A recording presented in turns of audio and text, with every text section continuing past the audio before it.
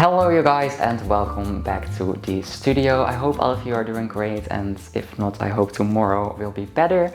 Today we're just going to have a simple, quite a simple day in the studio. There's not much that needs to happen, but please just stick around with me and have some fun. Yesterday, which is the video that went live a week ago, I threw a sink, which was an experience, and I also threw 6 cups, and today I'm going to trim all of them, and I'm also going to give it some colors, and I'm going to use engobes for that, just like I've been using for all of the other pieces that I've made for my future home, which is the home that we have already found. Make sure to watch the previous video to get a little live update in case you haven't seen it yet. But yeah, let's just get started with trimming. So I threw this mug and the other mugs that I'm about to trim in the previous video, and I really enjoyed throwing them because I kind of had a plan, but also not that big of a plan. Most of the time I just go with flow when it comes to ceramics. You probably know that by now, or if you're new here, you know that now. But yeah, overall I just like to make things that just kind of happen, even though I always have a bit of a plan. I know what I want to make, but then if it just turns out differently and I like it, then I'm just going to keep it that way, because why not make something that you like? But yeah, these cups I think are really cute. I started off with this shape and it is quite simple. I wanted it to go a little bit inwards, like I also said while throwing in the previous video. I wanted the shape to go a little bit inwards at the top, because most of the time, or like almost all of the time, I just either keep it straight or make the rim go a little bit outwards, because I like it to have a little bit of flowing shape. So I make the base a little bit wider, then go a little bit inwards and then pull the rim a little bit outwards. But I thought, you know what, I want these cups to be a little bit different from what I normally make, so that I have different things that I can put in the little cabinet or closet or shelves thingy that my boyfriend and I made. I think it looks really cute, but I think it would be cute to just put a lot of different things in it, and I don't want everything in it to be the same shape. That's also why we made different spots for different sizes of things. And I had some spots left, so that's why I'm making these cups.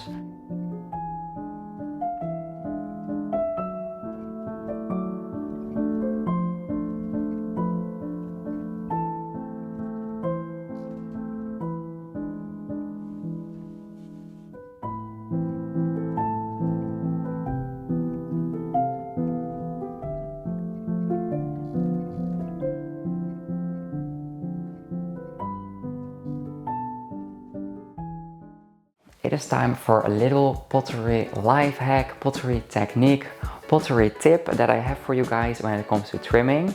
Now, this is something I've never seen anyone do, so maybe I'm the only one, but maybe some people do this in secret too, because I've honestly been doing this for some time, but I've never shared it anywhere because it just looks ridiculous, and it's not good for your back. So if I would do it without explaining it, people would say, oh, you should sit straight up and it's not good for your back.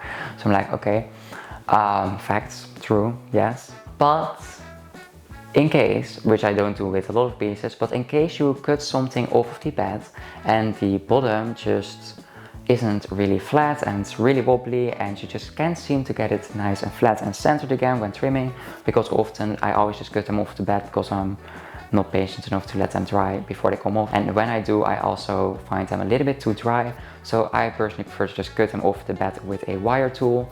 But then sometimes the bottom just ends up really wobbly and just a bit of a struggle to get the bottom nice and flat. So a little thing that I do is grab this tiny square shaped little tool, and I just hold it at an angle so that only one side of it is touching the pot, and I just hold this down at the bottom.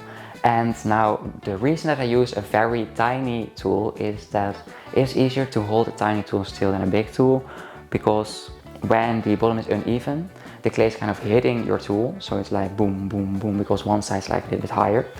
And each time that it hits, you kind of have to try to hold your hand still, so that you only cut away clay from the part where it's sticking out and not trim the rest of the bottom. I hope that makes sense. So that's why it's easier to use a smaller trimming tool, and I often, when I don't do this technique, I also start off with a small trimming tool, and then I like to use this circular one. Yeah, it's just the same reason basically. Now comes the little pottery tip that can help you to hold your hand still, because it's important that you hold your hand very, very still. So I also often hold my right hand with my left hand, and I always use my right hand to hold the tool, just to hold it as still as possible. But one other thing that I do, which looks absolutely ridiculous, but I do want to share it with you because it just works. And if you just work in a studio where no one else is, then maybe you'd like to try it too. Or maybe you don't care what other people think and you just do it in a community studio, whatever you like. But what I do is I lean in and then I hold the tool, or actually my left hand, but my left hand's on top of the tool that I hold with my right hand. And then I hold my head on top of the tool. So I kind of lean my hand under my chin and I kind of press towards my chin, so hold my mouth closed, and I'm like and then I just lean in and I just hang above my pot like that, and then I just go from the middle very slowly towards the side. So you just cut into the clay, I cut a little bit deeper, and then just move really slowly towards the side, and that works. I often just go over it once and then the bottom is fixed and it's straight. Sometimes I go over it twice just to make it even flatter. Then you have little lines from the tool, then I just go over it with a circular trimming tool and just get rid of those lines, and then after that just continue trimming like you always do. But that's a little life hack that I have for you guys to make the bottom as flat as possible and get rid of that little wobbliness that you can get from cutting it off the bed. Yeah, you can try it out yourself. It works great, it just looks a little bit weird, but that's okay. You can also see that here, and yeah, this is just what it looks like. And sometimes I have to admit I do this and then I cut it out of the video because it just looks ridiculous. But I thought I would share you so that you just know, in case you have that problem too sometimes. Okay? Now let's just continue trimming.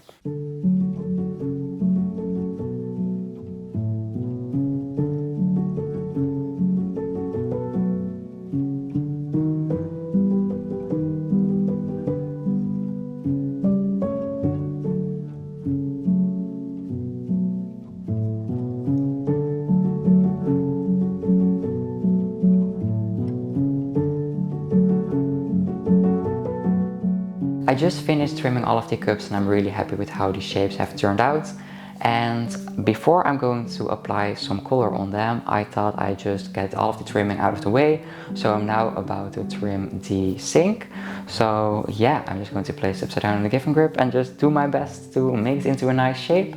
Not entirely sure what shape I'm going for yet, but first I'm just going to smooth it out and just, yeah, see what happens.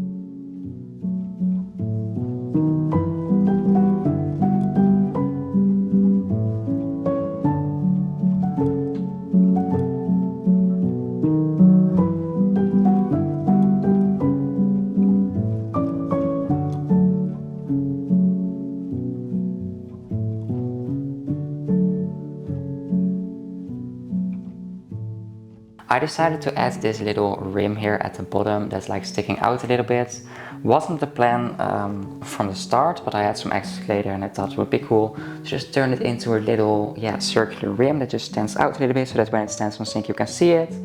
And yeah, that just also makes the base a little bit thicker and because that's a little bit stronger. So I think that's a good thing for a sink. For a bowl I would have cut it off to make it as light as possible, but for a sink I just want it to be, yeah, nice and thick and strong, and then you don't have to lift it, so it's not really a problem if it's a little bit heavy. But yeah, pretty cool. I can't wait to see how this will turn out, and hopefully the thing will fit, the little metal thing that has to go in the middle. Yeah, we're going to find out. Maybe after the biscuit fry I can also sand it down a little bit if it's already too small then, but no idea, we're going to see. Right now it's too big, but it still has to shrink, so I hope it shrinks the right amount. Now it's time to add some colors to the cups, and I'm just going to add, I think, 2 or maybe 3 colors onto each piece, just with circular rings on the outside. I'm also not entirely sure where I'm going to place them yet. For some I just want the rim to have a little bit of color and then downwards just be empty because I think it looks cute. I, by the way, threw everything with speckled clay, so everything that I leave empty will just have cute little speckles, so I think that's already adorable, but of course I do want to add some color.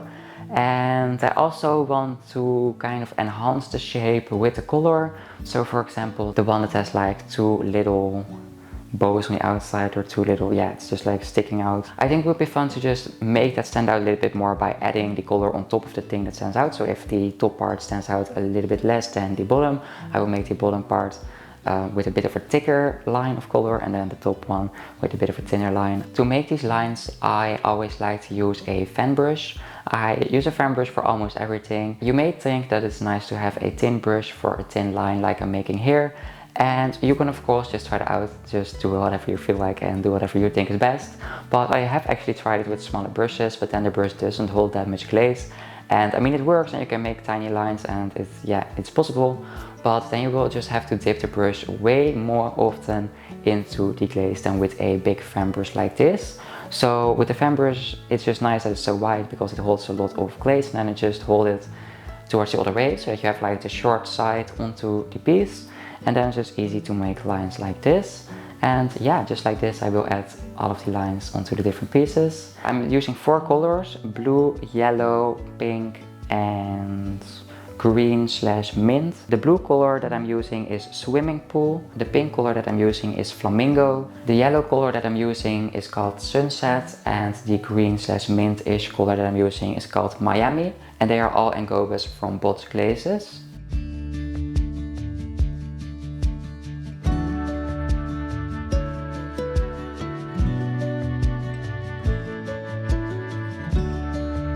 And here you can see the final 6 cups that I made. I think it looks really cute.